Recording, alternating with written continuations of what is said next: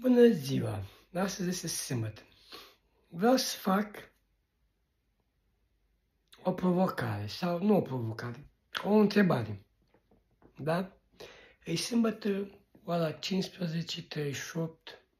16 secunde. E 1/2/2025, da? Bun. Țineți minte. Vreau să vă întreb. Ambele încercări. De ce noi când suntem un cuplu, da? O fată și un băiat. Noi, de ce dezbrăcăm femeia, da? Noi ca bărbații, da? O dezbrăcăm, da? Și ne dezbracă și femeia prin noi, da? Da? Reciproc, ne dezbrăcăm unul pe altul, reciproc, da? Și la final, de ce ne îmbrăcăm noi singuri? Eu aici nu înțeleg logica. De ce?